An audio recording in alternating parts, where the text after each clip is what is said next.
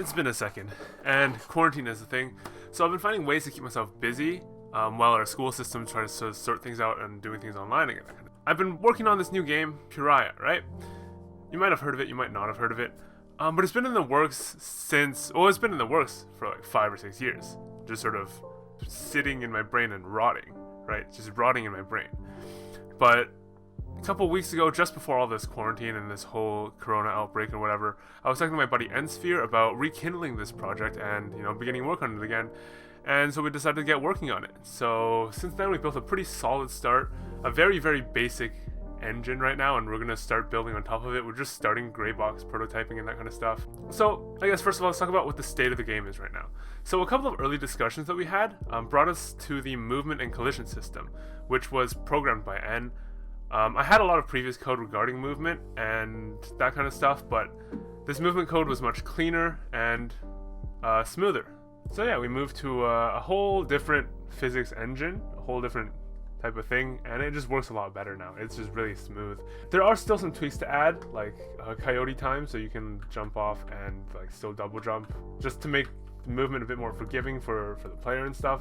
But otherwise, at the moment, what we have, this movement code is pretty great. He also got to working on the camera, so the camera follows us around now, and then also it's adaptable to your screen size. There are still some things to tweak about it, like adding more adaptive camera code, making it scale with your aspect resolution, whatever. But what we have right now, it works. I've also implemented a basic inventory system. So these random gray boxes here, they're just items, and you can pick them up and they go into the little inventory in this slot up here. It used to look sort of just like this and used to be just drawn on the screen, and then I slowly moved towards drawing this in the GUI. I hear what you're saying. Okay, Andy, pause on the technical stuff for a moment, right? What even is this game? What is Pureia? Well, I hear you. So let's break down what we have so far.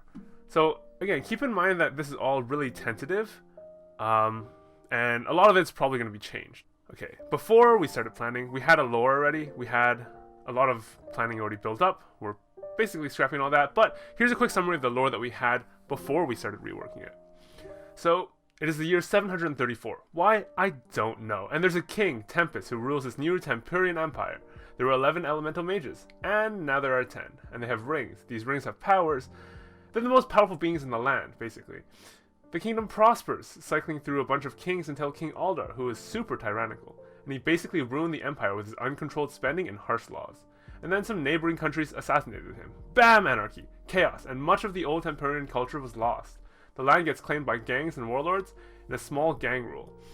Some random guy named Lord Tesselrand seizes control of the empire, which had shrunk to a third of its size. Nobody knows how he got here, and those who question it die. A rift appears in the sky, weird entities begin appearing across the land. This new threat forces the countries into a peace. It's theorized that these were caused by the outcast 11 mage. Now it's the year 1105, and you step in. Oh, fuck that shit. Get that shit all out of here. We're starting from scratch. You're a daughter, one of 2 children of the royal family, except there's one catch. You've got scummy, horrible, nasty, bad, black eyes. Alright? And your parents both have purple eyes. By the way, eye color determines class in this society, and purple eyes are about as good as you can get, being royalty. Anyways, you and your currently gender-neutral sibling are raised in secret by the queen, because there are suspicions of cheating from the queen, and the king wants to, quash any rumors that are popping up. At some point, rumors get too hard to cover, so the king and the queen kick you out and your sibling to the curb at some nearby city, where you then live for several years. Oh yeah, your sibling also has a debilitating condition which prevents them from living normal life that might support the two of you, so you need to support both, you and your sibling.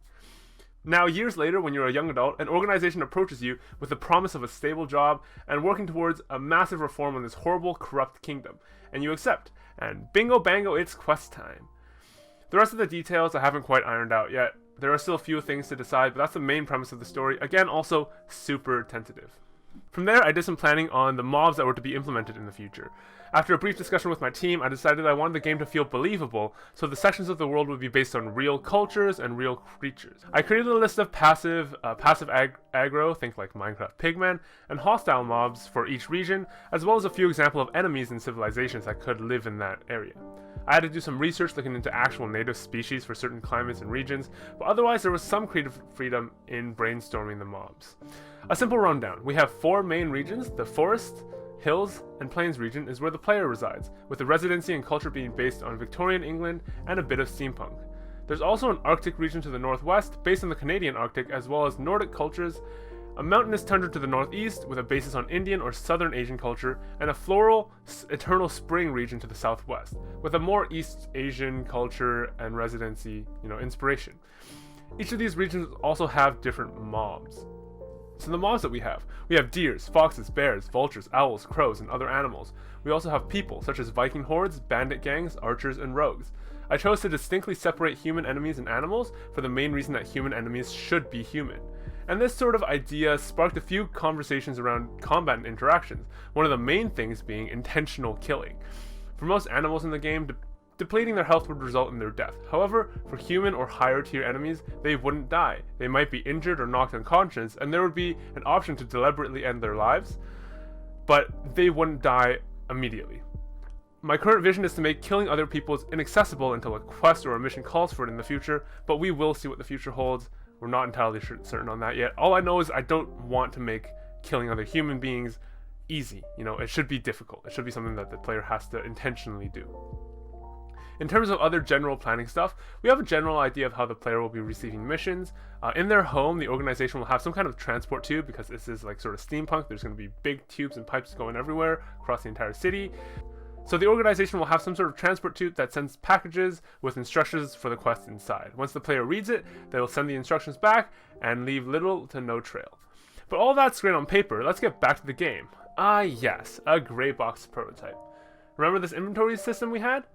Rework time! I migrated the inventory to drawing on the GUI instead of in-game, so this way it doesn't scale weird when you're going up to higher resolutions or making it full screen. I had to get the X and Y, the width and height calculations for the actual inventory slots, and that wasn't the hardest thing in the world. It just required some math and some ratios, and another bug. My code is so spaghetti at this point, I could probably sell it for 20 bucks at El Restaurante. I'm pretty sure that just means the restaurant. Anyways, I worked on mapping in-game coordinates to the GUI coordinate system, which used display coordinates and resolution rather than coordinates based on the in-game coordinate system. And this meant math and visualization, which I had trouble with in my head. So let's take it to paper. And more bugs! Yay! Pressing and releasing an inventory item makes the item disappear. Oh, that's because I added that bug in. Also, clicking to holding and then clicking to releasing is, that's just a couple lines of code my issue. Releasing a slot with multiple items only creates one item. That's an issue with the count system. And a lot of frustration. There was a lot of frustration. So yeah, that's what we have so far in terms of the game. I'm currently planning a massive change to overhaul the levels, the story, and etc. But currently N and I are working on building a prototype level just to test mechanics and see if the game is even fun in our concept.